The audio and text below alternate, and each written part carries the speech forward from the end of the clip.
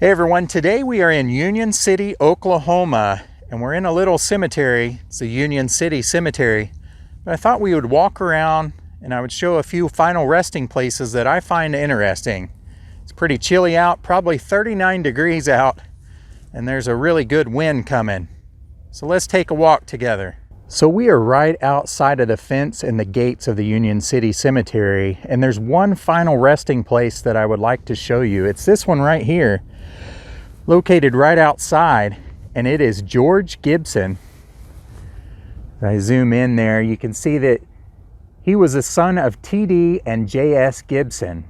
And George was born on March 21st, 1877, and died June 5th, 1900. I'm not exactly sure why he is located outside of this fence. Sometimes you can see that because they were a criminal or did something really bad and they're not welcome in the cemetery. Sometimes it can be that they were African American or something like that and they were not welcome in this cemetery. But I'm not sure if he died on the side of the road or what. He was only 13 years old at the time, but he's located here.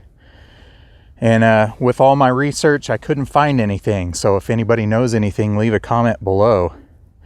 His father is located right on the inside of the cemetery. T.D. Gibson right there, born December 30th, 1893, and he was aged 51 years old.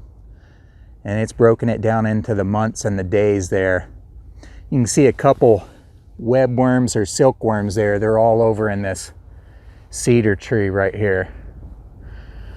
But it's interesting how he is right inside of the fence and right back behind where his son is there.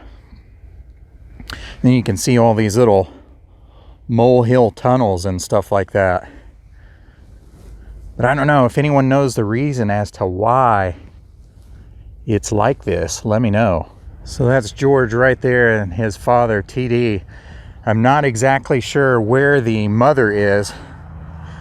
And you would think, well, maybe it's right on the other side of this cedar tree, but this is just a young child, Beulah Peach, born May 24th, 1892, and died May 31st, 1895. So I'm not really sure where the mother is. Maybe someone with some research or some knowledge of this cemetery and area could tell us. Right on top of the father's marker is a Bible or an open book. So when you visit cemeteries in the wintertime, it's a completely different experience. And sometimes you can read the markers a lot better. Like this one right over here in the summertime would just be full of foliage in front of it and you couldn't see it at all. But there's 3 of them here. And this is the Jackson family. This is infant daughter of F.M. and M.H. Jackson. There's no dates or anything on it. It's just a flower up top. And this one says Gertrude, daughter of F.M. and M.H. Jackson. Died November 21st, 1898. Age 18 years, 4 months, and 19 days. So it's pretty interesting. She has this sort of tree trunk where the limbs have been cut off. And I know a lot of times people associate these kind of markers with the Woodmen of the World, that fraternity. But this can be symbolic of a young person, which this is, where their life has been cut short. And that's why you see the tree that's been cut down and the branches that have been cut off of it. So it is pretty interesting to see that there is a double meaning for these types of markers. Now this one, I don't know if we can read it, but there is sort of a topper that goes up there. This is Jackson, and it says Benny Jackson died, I can't read the month and day, but 1906. Have no idea on the age or anything. That tree and the vines are sort of pushing that. But maybe on Find a Grave there's something that's said. Some of these markers are pretty interesting to look at. There's several of these Petries, if I'm saying that right. This is Mary E. Petrie, January 7th, 1842 to December 8th, 1899. 57 years old, 11 months and 1 day. And then there's Mabel, daughter of B.A. and Dovie Petrie, June 4th, 1898. Just kind of cement going all the way across here, and then a cement border around here with a really old, good-sized cedar tree here. This one's pretty interesting. The last name is Johnson. Let's see if we can read the top. It's kind of worn down. Hattie Mae, daughter of... Ooh, that's kind of hard to read. Somebody Johnson, born May 13th, 1878, and died in 1897. But it's interesting because there's sort of a crown that's shining up here, kind of some curtains there, and then it looks to be like a castle there. So pretty interesting. A little bit difficult to read just because of time, and it's weathering down a little bit. There's several Johnsons here. That may be a veteran right there, since there's one of those crosses. I'm not sure how they do it in this cemetery. Frank M. Johnson, born October 30th, 1869, and died July 18th, 1900. Pretty neat marker. Love the ones with the toppers like that are pretty tall. That one's still legible though. This is Peter and Ellen. That's what that is. Peter might be a veteran. I'm not sure though. Some of these cedar trees are just absolutely huge. That is really big around when you compare it to this marker here. This is Harry Lester, son of George and Sarah Stevens, born August 9th, 1895, and died June 17th, 1895. Pretty neat stonework on there though. There's a lot of like moles or something in through here, making these little hills in here, and your feet kind of sink in the cemetery. This one has a marker that's just about ready to fall over. Now they have a rod that's up underneath here, right in the middle, and that's what's keeping it from falling over, if you're wondering. The last name is Witt. Mary Olive, wife of, looks like R.H. Witt, and she died August 11th, I think it says, 1901. A little bit difficult to read, but it says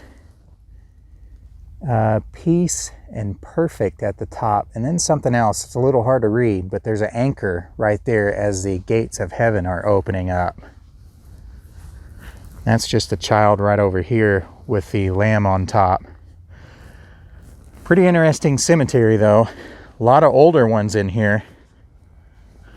There's a lot of different animals that have been in here. I'm seeing deer tracks and a lot of different scat from a lot of different animals.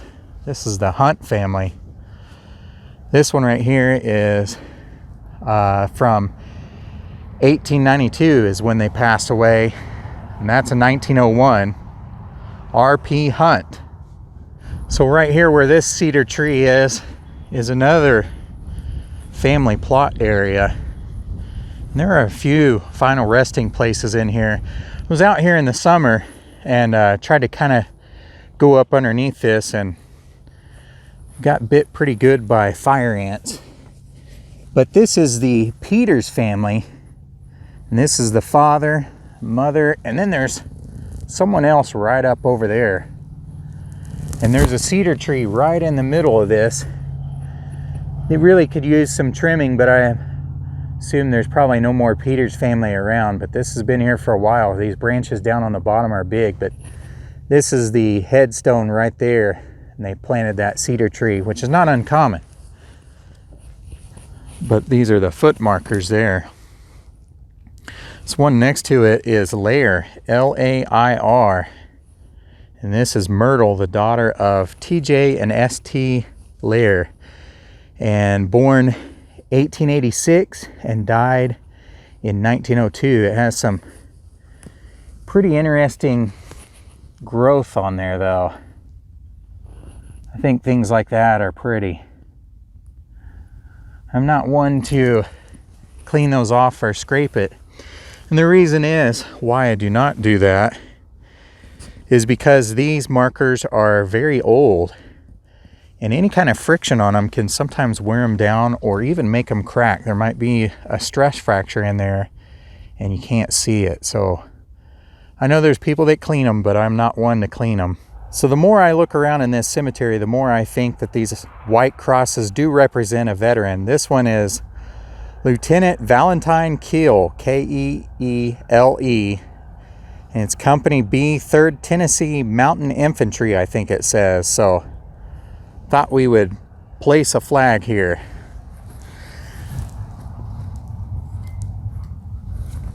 It's pretty interesting to see how many white crosses are actually in this cemetery. There's one right up over there. And as you look across, you'll see a lot, but I did not bring enough flags with me. Some of them do have flags in them, but at least I'm placing a couple here. This is the Stevens family here.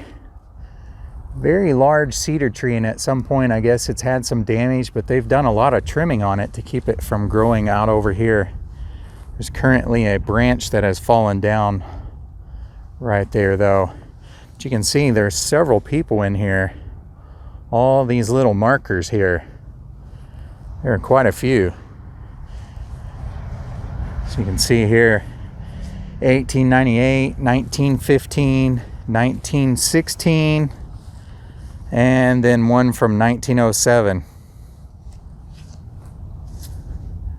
This one kind of caught my eye just because there's an American Legion medallion there that I saw, and it was chipped. It's kind of been beat up, maybe hit on accident with a mower or tractor or something like that. But this is L. Leroy Wallace from Oklahoma, corporal in the 20th Construction Company, World War I, November 13th, 1989 to September 5th, 1967. But it's kind of a little marker here, and I think that's probably his wife. So she, Virginia M. Wallace, December 3rd, 1897 to November 29th, 1981. And there's a headstone right over there. Thought we'd just place this flag in here since he's a veteran. So this is Callahil R. Gabbert, Company G, 13th Iowa Infantry. There's no other dates or anything like that. And someone has clearly been out here for Christmas and placed some flowers. And you can see some wreaths on some memorials over there. Not sure if they're veterans and if that's what these iron crosses represent. My guess is yes, because I'm seeing quite a few in front of others, but we'll place a flag in there for him.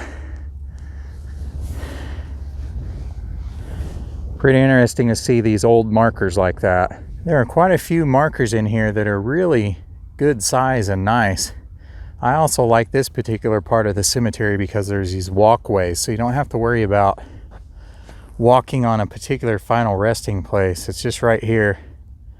Some of these are cracked, but it's still nice to have a walkway. So right here we have the Ninman family plot area, and there are 4 in here. But I noticed this one has an American Legion medallion here and a white cross. So this is April 6, 1890 to August 27th, 1918. So we'll go ahead and place my last flag in here. Last one I have. But pretty interesting. There is a flagpole here. Like I said, I've been out here a couple times and I've never seen a flag on it. So this is a type of cemetery though that's dependent on donations. So sometimes they just don't have the funds for that. So the wreaths across America has been out here. There's not wreaths on every veteran's marker. I know that's their goal, is to put a wreath on every veteran's marker, but as you can see there are a couple right over here that do not have a wreath. This is a World War I veteran right here. Roy E. Sanders, corporal in the U.S. Army. Died June 21st, 1973.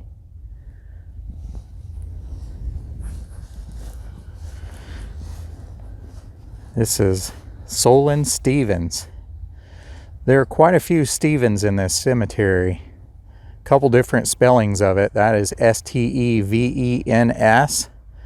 There's also the Stephens. I don't know if they're related or not. This is a smaller area, so it makes you think that they could be related. So this is the final resting place for the McMahon family. We have Jane and Alice right there. And right beside them are these two older markers right here. And this one on the left, we'll start with this one. But this is J.L. McMahon, born May 13th, 1833, and died January 15th, 1903. At the bottom, it's interesting because it says Texas Ranger. So, and there's also a Mason symbol right there. And then he might have been in the military as well. I'm not sure, but there is an iron cross right there. But if you do any research and you can see maybe what he was notable for or anything that he was involved in, feel free to post that below. His wife is right beside him, Frances Elizabeth, and she was born May 29th, 1829, and died June 9th, 1914. Pretty interesting to see those right here, though. It's not often you run across a Texas Ranger in Oklahoma. There are quite a few veterans from World War II. That's one right over there. And this is one from Korea. And then this is one from Vietnam with the American Legion medallion that's kind of beat up.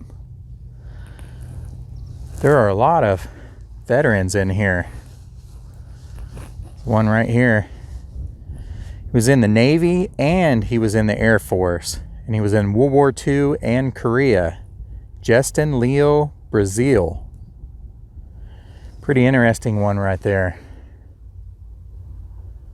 You can look out and see a lot of those white iron crosses.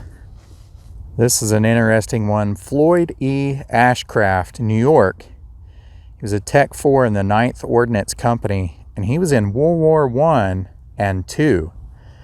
April 22nd, 1896 to June 22nd, 1956. This is Jay and Ruby Mae Brothers. Both of them passed away in 1999, and really not that far apart. March 9th, 1999 to April 13th, 1999. And then they have an interesting farm ranch kind of shadow marking their spot as well. There's some horseshoes that are in the shape of a cross with some flowers in them. That ranch, it's pretty neat to see that barn. And you can see a schooner over there on the right, some horseshoes and a windmill. You can even see some horses right over here. And there's a guy kind of walking over to it. Hopefully that shows up on camera pretty well. So this marker is H.F. Albers, and it's for Henry Albers, Company I, 2nd Nebraska Infantry, Spanish-American War. It's not every day that you run across a Spanish-American War veteran. And then there's this little medallion right here. Philippine Islands, USA, Puerto Rico, Cuba, and then it says Army, Navy, Spanish War veterans, 1898 to 1902. And then you can see the marker right here. He passed away in 1940. And then the mother is right here, 1965. And then there's some more family right here, Fred and Olive. So this is going to do it for our little cemetery tour. It's a pretty interesting one, though. It's not often that you get to see a final resting place that's located outside of the cemetery. There's also a lot of veterans in here that are from all kinds of conflicts. Pretty interesting to see them all. That's something that I love to do. But if you're ever in the Union City, Oklahoma area, stop in here and pay a little visit.